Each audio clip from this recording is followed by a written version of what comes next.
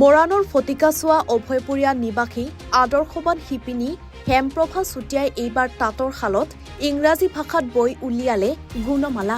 এৰী সূতাৰ বাঁহৰ কাঠি বানি আৰু সেউজীয়া সূতাৰ আখৰে বৈ উলিয়ালে গুণমালা ভাগি।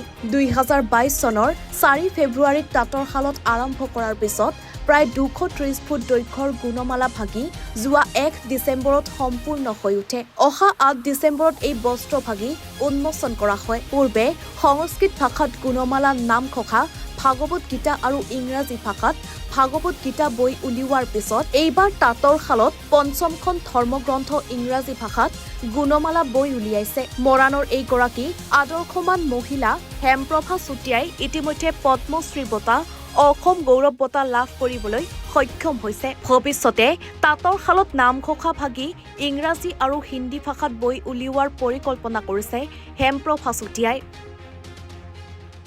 সঁচা অৰ্থত ক'বলৈ গ'লে সেই কথাষাৰৰ অৰ্থটো অকণমান জটিল কথা উত্তৰ দিবলৈ। এইকাৰণে জটিল, মোৰ বিশ্বাসৰ কথা দেই, মানুহে একো কৰিব নোৱাৰে।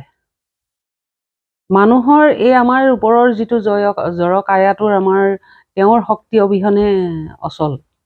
গতিকেলৈ যি কৰে তেওঁ কৰে, আৰু যদি কৰায় মই নিশ্চয় কৰিম। কিন্তু মই কাহানিও মোৰ মনটোক মই ভাগৰি যাব দিয়া নাই আৰু ভাগৰিম বুলি ভবাও নাই।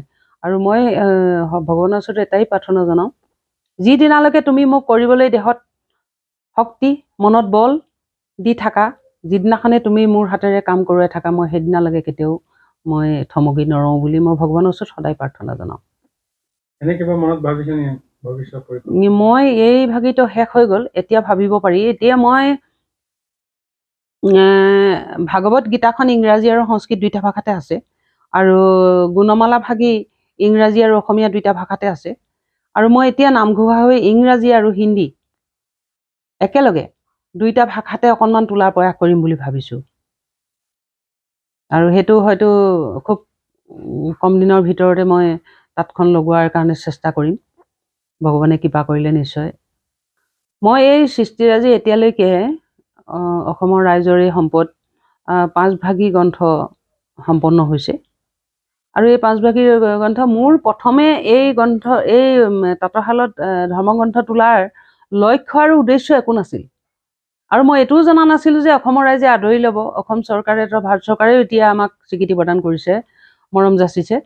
গতিকেলৈ এতিয়া মোৰ অনুভৱ হৈছে এই সৃষ্টিৰাজি আমাৰ নহয়, এই সৃষ্টিৰাজি অসমৰ ৰাইজৰ সম্পদ। গতিকেলৈ অসমৰ ৰাইজে সম্পদ বুলি স্বীকৃতি প্ৰদান কৰিছে। গতিকেলৈ মই অসমৰ ৰাইজৰ স্বাৰ্থত এই সৃষ্টিৰাজি মই সংৰক্ষণ কৰিব বিচাৰিছোঁ, আৰু তাৰ কাৰণে মই অসম চৰকাৰক আবেদন জনাইছোঁ। আৰু অসম চৰকাৰেও আমাক আশ্বাস দিছে যে এভাগী সংগ্ৰহালয় বনাব। আৰু মই এই সংগ্ৰহালয় ভাগি উন্নত প্ৰযুক্তিৰে, বৈজ্ঞানিক পদ্ধতিৰে এটা উন্নত মানৰ সংগ্ৰহালয় আমাৰ অসম চৰকাৰে মই বনাই দিয়াটো কামনা কৰিছোঁ। এয়া মোৰ স্বাৰ্থত নহয়, অসমবাসী ৰাইজৰ কাৰণে অসম চৰকাৰে এই সংগ্ৰহালয় ভাগি মই বনাই দিয়া কামনা কৰিছোঁ। আৰু লগতে মই সমূহ অসমবাসী ৰাইজক আহ্বান জনাম, সকলোৱে এই সংগ্ৰহালয় ভাগিৰ কাৰণে মোক দিহা পৰামৰ্শ দিয়াৰ উপৰিও চৰকাৰকো ৰাইজৰ ফালৰ পৰা এবাৰ আবেদন জনাওক, যাতে চৰকাৰৰ এই সম্পদ আজি মই ভাল ধৰণে সংৰক্ষণ কৰি থৈ যাব পাৰোঁ অসমৰ ৰাইজৰ কাৰণে। মই এয়াই চৰকাৰৰ ওচৰত আহ্বান। মৰাণৰ পৰা ৰাজু মিশ্ৰাৰ ৰিপৰ্ট, এনিভাৰত 24। জুবিন গাৰ্গৰ গীতসমূহৰ ওপৰত আধাৰিত গানে কি আনে নামৰ এটা সুন্দৰ অনুষ্ঠান আপোনালোকৰ ওচৰলৈ আহি আছে অতি শীঘ্ৰে। অহা 15 আগষ্টৰ পৰা ধেমাজিৰ পৰা প্ৰথম অডিশ্যন আৰম্ভ হ'ব, আৰু সেই অডিশ্যনৰ যোগেদি বিভিন্ন কণ্ঠশিল্পীসকলে, যিসকলে এই অনুষ্ঠানত যোগদান কৰিব বিচাৰে, তেওঁলোকে এই অডিশ্যনৰ যোগেদি আগবাঢ়ি আহক। আৰু জুবিন গাৰ্গৰ বহুত ভাল লগা গান আমি সদায় শুনি আহোঁ। আৰু আপোনালোকৰ যদি ভাল লগা গান থাকে, জুবিন গাৰ্গৰ আপোনালোকে গাই ভাল পায়, তেন্তে অডিশ্যনত যোগদান কৰক। মোৰ ফালৰ পৰা আন্তৰিক শুভকামনা থাকিল এই সম্পূৰ্ণ অনুষ্ঠানটোলৈ। ধন্যবাদ।